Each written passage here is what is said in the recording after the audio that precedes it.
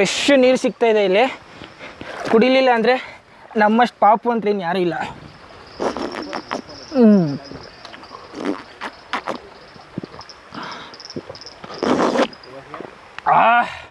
Super water.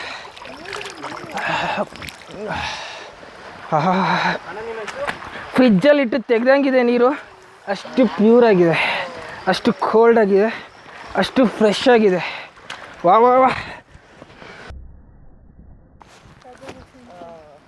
On the way ಈ pink colour flower ನಮ್ಮನ್ನು ಅಫಿಷಿಯಲಾಗಿ welcome ಮಾಡೋ ಥರ ಇದೆ. ಯಾಕಂತಂದರೆ ಇಲ್ಲೊಂದು ಸೂಪರ್ ಆಗಿರೋ ವ್ಯೂ ಕಾಣ್ತಾ ಇದೆ.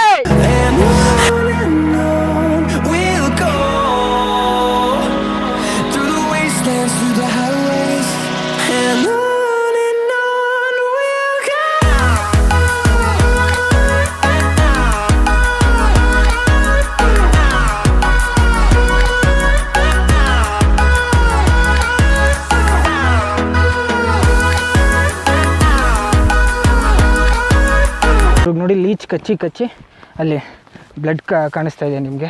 ಆ ಥರ ಬ್ಲಡ್ಡು ನಿಮಗೆ ಆಗುತ್ತೆ ಲೀಚಿನ ಅದ್ರ ಕಚ್ಚಿದ್ರೆ.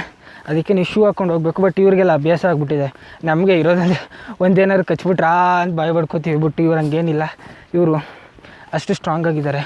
ಹಳ್ಳಿ ಜನನೇ ಬಿಡಿ ಯಾವತ್ತಿದ್ರು. ನೋಡಿ ಇಲ್ಲಿಂದ ನಿಮಗೆ ಅಬ್ಸಲ್ಯೂಟಾಗಿ ಕಾಣಿಸ್ತಾ ಇದೆ ಕುದುರೆ ಹೇಗಿದೆ ಅಂತ. ದೊಡ್ಡದಾಗಿ ಕಾಣ್ತಾ ಇದೆ ನೋಡಿ, ಅದು ಕುದುರೆ ಮುಖ. ಮತ್ತು ಆ ಕುದುರೆ ಮುಖದ ಮೇಲೆ ಪೀಕ್ ಇರೋದು.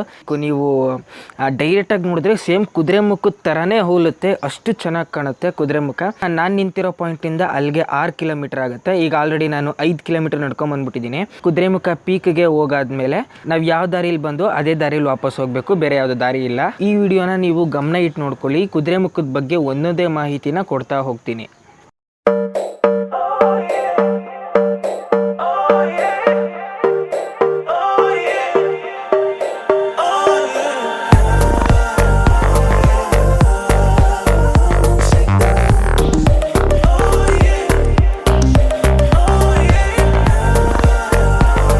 ಅಫಿಷಿಯಲಾಗಿ 15 ನಿಮಿಷ ರೆಸ್ಟ್ ತಗೊಂಡಾಯ್ತು.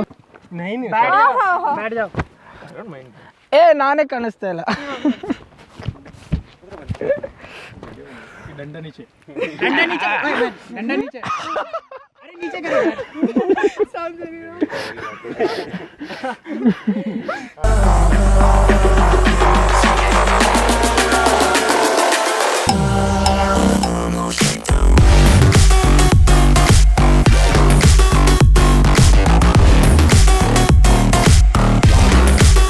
ಬಿಸಿಲು ಜಾಸ್ತಿ ಆಗ್ತಾಯಿದೆ. ಬರ್ತಾ ಕ್ಯಾಪ್ ಹಾಕ್ಕೋಬೇಕು ತಲೆಗೆ. ಎಲ್ಲ ಬಿಲ್ಕುಲ್ ಸುಸ್ತಾಗ್ಬಿಟ್ಟಿದ್ದಾರೆ. ಯಾರು ಹತ್ತಕ್ಕೆ ಎನರ್ಜಿನೇ ಇಲ್ಲ.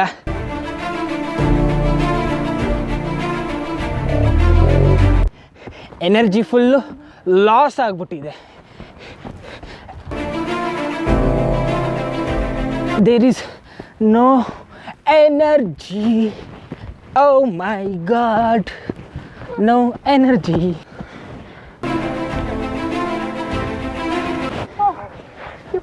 ಸುಸ್ತಾಯ್ತಾ?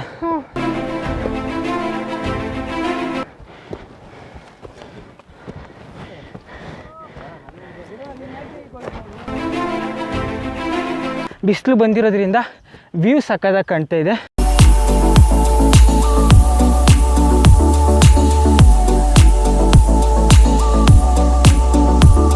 ಅಲ್ಲಿ ಹಾರ್ಟ್ ಥರ ಕೆತ್ತಿದಾರೋ ಅಥವಾ ಅದು ನ್ಯಾಚುರಲ್ ಆಗಿದೆಯೋ ಗೊತ್ತಿಲ್ಲ. ಅದು ಮಳೆ ಬಂದಾಗ ಭೂಮಿ ಕುಸ್ತಿರೋದು, ಭೂಮಿ ಕುಸ್ತು ಹಾಗಾಗಿದೆ. ಆದರೆ ನಾವು ಅಲ್ಲಿ ನೋಡಿದಾಗ ಯಾರೋ ಕೆತ್ತದಂಗಿದೆ, ಯಾಕಂದರೆ ಅಷ್ಟು ಸ್ಪಷ್ಟವಾಗಿ ಹಾರ್ಟ್ ಶೇಪಲ್ಲಿದೆ ಅದು. ಹಾಗೆ ನೀವು ಒಂದು ಕಡೆ ನೋಡಿದ್ರೆ ಹಾರ್ಟ್ ಶೇಪಲ್ಲೂ ಇದೆ, ಇನ್ನೊಂದು ಕಡೆ ನೋಡಿದ್ರೆ ಹಾರ್ಸ್ ಫುಟ್ ಪ್ರಿಂಟ್ ಥರನೂ ಕಾಣಿಸುತ್ತೆ. ಅದು ಹೆಂಗೆ ಬೇಕಾದ್ರೂ ಅನ್ಕೊಬೋದು. ನೀವು ಬೆಳಗ್ಗೆ ಬ್ರೇಕ್ಫಾಸ್ಟಿಗೆ ತಿಂದ್ರಲ್ಲ, ಅದು ಇದಲ್ಲ. ಅದು ಯಾವುದಲ್ಲ, ಇಡ್ಲಿ ಅಲ್ಲ, ಕಡುಬು. ಅದು ಏನು ತಿಂದಿದ್ದೇವೆ ಬೆಳಗ್ಗೆ? ಲೀಚ್ ಹತ್ತಿದೆ ನೋಡಿ, ಲೀಚ್ ಹತ್ತಿದೆ. ಬ್ಲಡ್ ಬರ್ತಿದೆ ನೋಡಿ. ಓಪನ್ ಮಾಡಿ, ಪ್ಯಾಂಟ್ ಓಪನ್ ಮಾಡಿ. ಅಲ್ಲ, ಆ ಕಡೆ ಓಪನ್ ಮಾಡಿ, ಆ ಪ್ಯಾಂಟು. ಆ ಬ್ಲಡ್ ತೋರಿಸಿ, ಆ ಬ್ಲಡ್ ಹಂಗಿರುತ್ತೆ ಲೀಚು.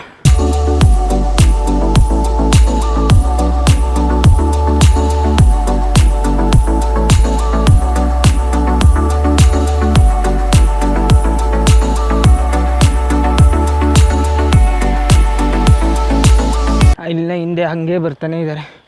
ಅಲ್ಲಿ ಇಲ್ಲಿ ಇಲ್ಲಿ ಇಲ್ಲಿ ಇಲ್ಲಿ ಇಲ್ಲಿ ಆ್ಯಕ್ಚುಲಿ ಇಷ್ಟು ಆದಮೇಲೂ ಇನ್ನೂ ಹಿಂದೆ ಇದ್ದಾರೆ. ಅವ್ರು ಏನೋ ಬರ್ತಾನೆ ಇಲ್ಲ, ಸುಸ್ತಾಗ್ಬಿಟ್ಟು ಅಲ್ಲೇ ಕೂತ್ಕೊಂಡ್ಬಿಟ್ಟಿದ್ದಾರೆ. ಈ ಮರ ನೋಡಿ ಹಾಗೆ ಪಾಚಿ ಕಟ್ಬಿಟ್ಟಿದೆ, ಕಲ್ಲುಗಳಲ್ಲೂ ಪಾಚಿ ಕಟ್ಟಿದೆ ಇಲ್ಲಿಂದ. ಯಾಕಂತಂದರೆ ಇಲ್ಲಿ ದೊಡ್ಡದಾಗಿ ವಾಟರ್ಫಾಲ್ ಹರಿತಾ ಇದೆ, ಅದಕ್ಕೆ ಇಲ್ಲೆಲ್ಲ ತ್ಯಾವಾಗಿರೋವಂಥ ಭೂಮಿ ಸಿಗುತ್ತೆ ಮತ್ತು ಇಲ್ಲಿ ಪಾಚಿ ಕಟ್ಟಿರುತ್ತೆ.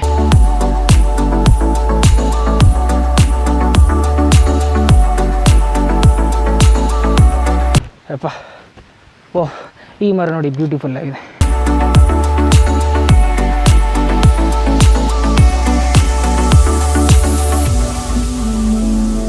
ಮತ್ತು ನಾವು ಇಲ್ಲಿ ಮುಂದೆ ಹೋಗ್ಬೇಕಾದ್ರೆ ಇದನ್ನು ದಾಟ್ಕೊಂಡು ಹೋಗಬೇಕು. ಈ ಕೊಂಬೆಗಳು ಈ ದಾರಿಗಳಲ್ಲಿ ಬೀಳೋದು ಸಹಜವಾಗಿರುತ್ತೆ, ನಾವು ಅದನ್ನು ಹಾಗೆ ದಾಟ್ಕೊಂಡು ಹೋಗ್ಬೇಕು. ನನ್ನ ಪುಣ್ಯ, ಓಹ್ ಫುಲ್ ಕೋಲ್ಡ್ ಆಗಿದೆ ನೀರು. ಬಾಟ್ಲು ಖಾಲಿ ಇದ್ದರೆ ಕೊಡಿ, ಫಿಲ್ ಮಾಡಿಕೊಡ್ತೀನಿ.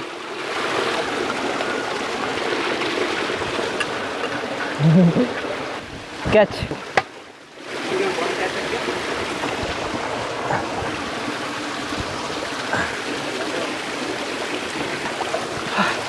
ಫುಲ್ಲು ಕೋಲ್ಡಾಗಿದೆ ನೀರು, ಬೇಕಾದ್ರೆ ನೋಡಿ. ಕೋಲ್ಡಾಗಿದೆ ಅಲ್ಲ, ಕೋಲ್ಡಾಗಿದೆ ತಾನೇ. ಲೀಚನ್ನು ಹತ್ತದಂಗಿತ್ತು.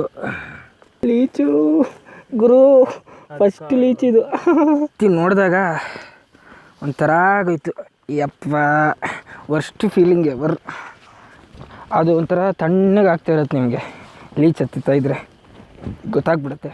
ನಮ್ಮ ಲೋಕಲ್ ಗೈಡ್ನ ಫೀಸು ಬಂದು 400 ರೂಪಾಯಿ ಆಗುತ್ತೆ. ಮತ್ತು ಕುದುರೆಮುಖದ ಎಂಟ್ರಿ ಫೀಸ್ 500 ರೂಪಾಯಿ ಆಗುತ್ತೆ. ಒಬ್ಬರೇ ಬರಬೇಕು ಅಂತ ಯೋಚನೆ ಮಾಡಿದ್ರೆ, ಒಬ್ಬರು ಬಂದ್ರೂ ಈ ಗೈಡ್ ನಿಮ್ಮ ಜೊತೇಲಿ ಇರಲೇಬೇಕು, ಅಥವಾ 5-6 ಜನ ಬಂದರೂ ಈ ಗೈಡ್ ನಿಮ್ಮ ಜೊತೆ ಬರಲೇಬೇಕು. ಅದು ಕುದುರೆಮುಖದ ರೂಲು ಹಾಗಿದೆ.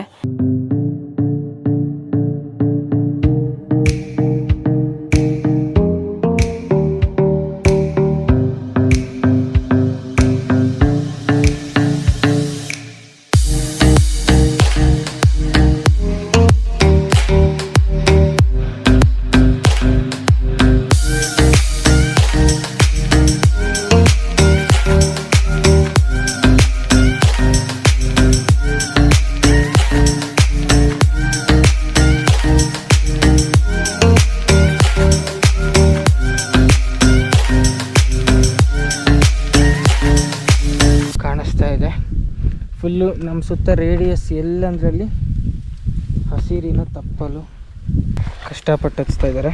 ಇವಾಗ ಲೀಚ್ ಕಟ್ಬಿಟ್ಟಿದೆ ನೋಡಿ, ಫುಲ್ ಬ್ಲೀಡಿಂಗ್ ಆಗ್ತಾಯಿದೆ ಇಲ್ಲಿ. ಅದಕ್ಕೆ ನೀವು ತುಂಬ ಪ್ರಿಕಾಷನ್ಸ್ ತೊಗೊಂಡು ಬರಬೇಕಿಲ್ಲಿ. ನೀವು ಬರೋವಾಗ ಏನು ಮಾಡ್ತೀರಾ ಅಂತಂದರೆ, ನಾನು ಯಾಮಾರ್ಬಿಟ್ಟೆ ನೋಡಿ, ಈ ಥರ ಸಾಕ್ಸ್ ಇರುತ್ತೆ ನೋಡಿ, ಆ್ಯಂಕಲ್ ಸಾಕ್ಸ್ ಅಲ್ಲ, ಫುಲ್ ಲೆಂತ್ ಸಾಕ್ಸ್ ತೊಗೊಬೇಕು. ಫುಲ್ ಲೆಂತ್ ಸಾಕ್ಸ್ ಹಾಕ್ಕೊಂಡು ಸಾಕ್ಸ್ ಮೇಲೆ ಈ ಸಾಕ್ಸ್ ಒಳಗಡೆ ಪ್ಯಾಂಟ್ ಹೋಗಬೇಕು, ಹಿಂಗೆ ಹೋಗಬೇಕು. ಆವಾಗ ಏನಾಗುತ್ತೆ, ಲೀಚು ಹೋಗೋಕ್ಕೆ ಸಾಧ್ಯನೇ ಇಲ್ಲ ಒಳಗಡೆ.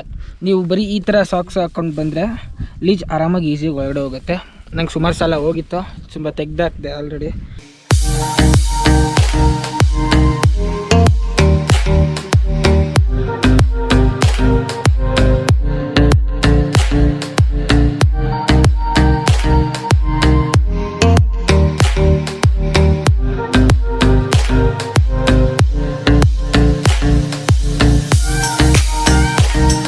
ಮಾರ್ನಿಂಗ್ 8 o'clock ಸ್ಟಾರ್ಟ್ ಮಾಡಿದ್ದು ಟ್ರಕ್ನ.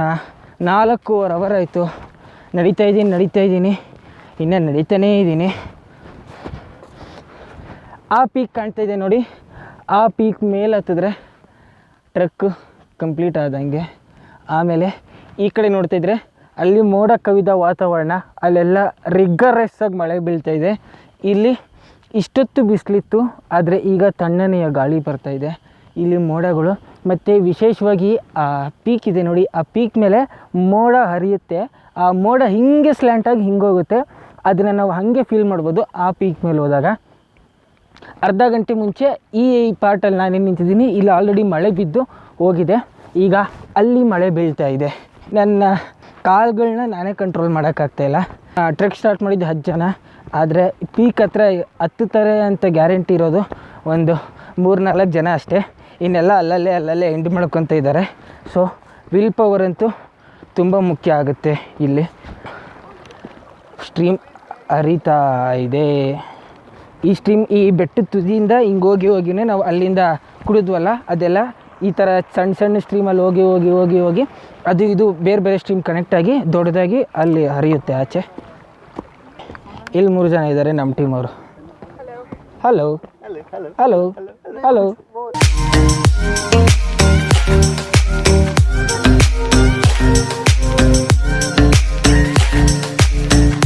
ಟ್ರಕ್ನೆಲ್ಲ ಅಲ್ಲೇ ಎಂಟು ಮಾಡಿದ್ದಾರೆ.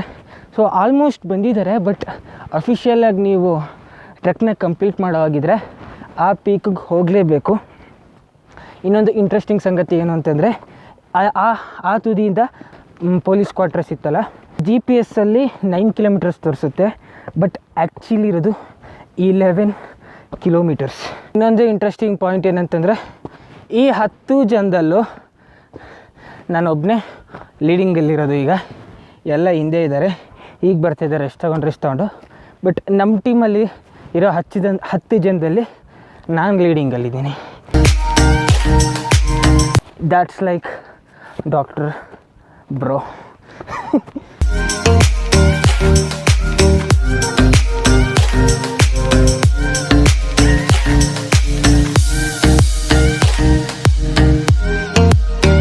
ಪೀಕ್ಗೆ ಬಂದೆ. ಅಫಿಷಿಯಲ್ ಆಗಿ ಕುದುರೆಮುಖ ಟ್ರೆಕ್ಕಿಂಗ್ ಇಲ್ಲಿಗೆ ಕಂಪ್ಲೀಟ್ ಆಯಿತು. ಆಲ್ರೆಡಿ ನೋಡಿ ಅಲ್ಲಿಂದ 11 ಕಿಲೋಮೀಟರ್ಸ್ ಟ್ರೆಕ್ ಮಾಡ್ಕೊಂಬಂದು ಆರಾಮಾಗಿ ರೆಸ್ಟ್ ತೊಗೊತಾ ಇದ್ದಾರೆ. ವಾ, ಇದು ನೋಡಿ ಕ್ಲೌಡ್ ಅಂತಂದರೆ ಇಷ್ಟೇ ನೋಡಿ, ಹೊಗೆ ಥರ ಓಡಾಡ್ತಾ ಇದೆ ನೋಡಿ, ಇಲ್ಲಿ ಕಾಣಿಸ್ತಾ ಇರ್ಬೇಕು ನಿಮಗೆ, ಅಷ್ಟೇ ಕ್ಲೌಡ್ಸ್ ಅಂದರೆ. ಇದು ನಮಗೆ ಮೇಲಿಂದ ಏನೋ ಒಂಥರ ಗಟ್ಟಿ ಪದಾರ್ಥ ಥರ ಕಾಣಿಸುತ್ತೆ, ಬಟ್ ಕ್ಲೌಡ್ ಅಂದರೆ ಇಷ್ಟೇ ನೋಡಿ, ಇಲ್ಲೆಲ್ಲ ಕ್ಲೌಡ್ ಇದೆ. ಆದರೆ ಕ್ಲೌಡ್ ಇರೋದ್ರಿಂದ ಏನು ವ್ಯೂ ಕಾಣ್ತಾ ಇಲ್ಲ ನಮಗೆ, ಅದೊಂದು ಬೇಜಾರು ಅಷ್ಟೇ. ಇಲ್ಲಾಂದರೆ ವ್ಯೂ ಹೆಂಗಿರುತ್ತೆ ಗೊತ್ತಾ, ಇಲ್ಲಿಂದ ಸಖತ್ತಾಗಿರುತ್ತೆ. ಆದರೆ ಕ್ಲೌಡ್ ಇರೋದ್ರಿಂದ ಏನೂ ಕಾಣ್ತಾ ಇಲ್ಲ. ಮತ್ತು ಇನ್ನೊಂದು ಏನಂತಂದರೆ ಕ್ಲೌಡಲ್ಲಿದ್ದೀವಲ್ಲ, ಅದೊಂದು ಒಳ್ಳೆ ಫೀಲಿಂಗ್ ಆಗ್ತಾಯಿದೆ. ಮತ್ತು ತಣ್ಣಗಿರೋ ಬ್ರೀಸ್ ಬರ್ತಾಯಿದೆ ಕಣ್ರಿ, ಅದು ಸೂಪರ್ ಆಗಿದೆ. ಇಲ್ಲೇನು ಟೈಮ್ ಲ್ಯಾಪ್ಸ್ ಮಾಡೋಕ್ಕಾಗಲ್ಲ. ಟೈಮ್ ಲ್ಯಾಪ್ಸ್ ಮಾಡೋಣ ಅಂದ್ಕೊಂಡೆ, ಬಟ್ ಇಲ್ಲೇನು ಟೈಮ್ ಲ್ಯಾಪ್ಸ್ ಮಾಡ್ತೀರಾ, ಬರೀ ಕ್ಲೌಡ್ ಇದೆಯಲ್ಲ, ಎಲ್ಲ ವೈಟ್ ಕಾಣ್ತಾ ಇದೆ.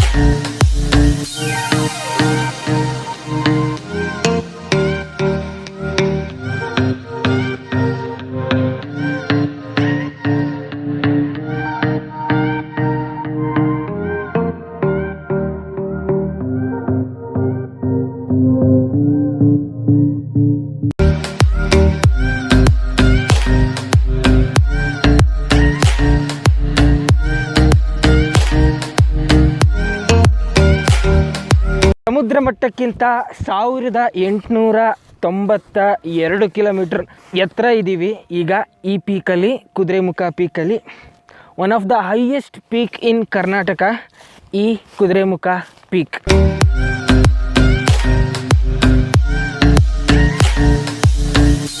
ಫೈನಲಿ ಕುದುರೆಮುಖ ಟ್ರಕ್ ಸಕ್ಸಸ್ಫುಲ್ಲಾಗಿ ಎಂಡ್ ಆಗಿದೆ. ಆ ಕಡೆ ಎಲ್ಲ ವ್ಯೂ ತೋರಿಸ್ಬೇಕು ಅಂದ್ಕೊಂಡಿದ್ದೆ, ಬಟ್ ಎಲ್ಲ ಮೋಡ ಕವಿದ ವಾತಾವರಣ. ಆ ಕಡೆ ನೀವು ನೋಡಿದ್ರೆ ಧರ್ಮಸ್ಥಳ ಎಲ್ಲ ಕಾಣ್ತಾ ಇತ್ತು, ಬಟ್ ಎಲ್ಲ ಮೋಡ ಕವಿದಿದೆ, ಏನೂ ನೋಡೋಕ್ಕಾಗಲ್ಲ. ನಿಮಗೆ ಒಳ್ಳೆ ವ್ಯೂ ಅಂತಂದರೆ ಇದೊಂದು ಬಿಟ್ಟರೆ ಇನ್ನೆಲ್ಲ ಮೋಡ ಕವಿದಿದೆ ಸುತ್ತಮುತ್ತ. ಇದೊಂದು ವ್ಯೂ ಬಿಟ್ಟರೆ ಇನ್ನೆಲ್ಲ ಅಷ್ಟೇ. So that's it, Kudremukh trek ಇಲ್ಲಿಗೆ ಎಂಡ್ ಆಯಿತು. ಥ್ಯಾಂಕ್ ಯು ಸೋ ಮಚ್ ನೋಡಿದ್ದಕ್ಕೆ. ಹೋಗುತ್ತೆ ಬೆಂಗಳೂರಿಂದ ಹೊರನಾಡಿಗೆ ಹೋಗೋ ಬಸ್ನ ಹತ್ಕೊಂಡು, ಹೊರನಾಡು ಹಿಂದಿನ ಸ್ಟಾಪು ಕಳಸದಲ್ಲಿ ನೀವು ಇಳ್ಕೊಂಡ್ರೆ ಕಳಸದಿಂದ ಕುದುರೆಮುಖಕ್ಕೆ 12 ಕಿಲೋಮೀಟ್ರ್ ಆಗುತ್ತೆ. ಈ ಕಳಸ ಅನ್ನೋದು ಒಂದು ದೊಡ್ಡ ಸಿಟಿ ಇದ್ದಂಗೆ ಕುದುರೆಮುಖದಲ್ಲಿ. ಈ ಕಳಸದಿಂದ ಕುದುರೆಮುಖಕ್ಕೆ ಟ್ರೆಕ್ಕಿಂಗ್ ಹೋಗೋ ಪಾಯಿಂಟ್ವರೆಗೂ ಹಲವಾರು ಹೋಮ್ ಸ್ಟೇಗಳು ಸಿಗುತ್ತೆ, ಹೋಟೆಲ್ಗಳು ಸಿಗುತ್ತೆ. ಹೋಮ್ ಸ್ಟೇಲಿ ನೀವು ಉಳ್ಕೊಬೋದು. ಮತ್ತು ಇವೆಲ್ಲ ರಾಮಾಯಣ ನನಗೆ ಯಾವುದು ಬೇಡ ಅಂತಂದರೆ ನೀವು ಆರಾಮಾಗಿ ಆರ್ಗನೈಸರ್ಸ್ನ ಸಂಪರ್ಕಿಸ್ಬೋದು. ನಿಮಗೆ ಕುದುರೆಮುಖಕ್ಕೆ ಟ್ರೆಕ್ ಮಾಡೋಕ್ಕೆ ಹಲವಾರು ಆರ್ಗನೈಸರ್ಸ್ ಸಿಗ್ತಾರೆ. ಆದರೆ ನನಗೆ ಗೊತ್ತಿರೋ ಪ್ರಕಾರ ಪ್ಲ್ಯಾನ್ ದ ಅನ್ಪ್ಲ್ಯಾನ್ಡ್ ಟೀಮ್ ಅವರು ಬೆಸ್ಟ್ ಸರ್ವಿಸ್ನ ಕೊಡ್ತಾಯಿದ್ದಾರೆ. ಇವರು ಬೆಂಗಳೂರಿಂದ ಪಿಕಪ್ ಮಾಡಿ ತಿರ್ಗಾ ಕುದುರೆಮುಖ ಟ್ರೆಕ್ ಮಾಡಿಸ್ಕೊಂಡು ಎರಡನೇ ದಿನ ವಾಟರ್ಫಾಲ್ ಕರ್ಕೊಂಡೋಗಿ ವಾಪಸ್ ನಿಮ್ಮನ್ನು ಬೆಂಗಳೂರಿಗೆ ಕರ್ಕೊಂಬಂದುಬಿಡ್ತಾರೆ. ಯಾವುದಕ್ಕೂ ತಲೆ ಕೆಡಿಸ್ಕೊಳ್ಳೋ ಅವಶ್ಯಕತೆ ಇಲ್ಲ, ಯಾಕಂತಂದರೆ ನಿಮ್ಮ ಜೊತೆ ಟೂರ್ ಗೈಡ್ ಬಂದಿರ್ತಾರೆ, ಅವರೇ ಎಲ್ಲ ನೋಡ್ಕೋತಾರೆ ಯಾವುದೊಂದು. ಮತ್ತು ನಿಮಗೆ ಬ್ರೇಕ್ಫಾಸ್ಟ್, ಲಂಚ್, ಡಿನ್ನರ್ ಎಲ್ಲ ಸಿಗುತ್ತೆ. ಮತ್ತು ನೈಟಲ್ಲಿ ಕ್ಯಾಂಪ್ ಫೈರು ಇರುತ್ತೆ, ಸಂಪರ್ಕಿಸ್ಬೋದು. ಅಥವಾ ನೀವು ಹಾಗೆ ಡೈರೆಕ್ಟಾಗಿ ಹೋಗ್ತೀರಾ ಅಂತಂದರೆ ಹಾಗೂ ಹೋಗ್ಬೋದು. ಹೆಂಗಾದರೂ ಹೋಗ್ಬೋದು, ನಿಮ್ಮಿಷ್ಟ, ನಿಮ್ಮ ಅನುಕೂಲ.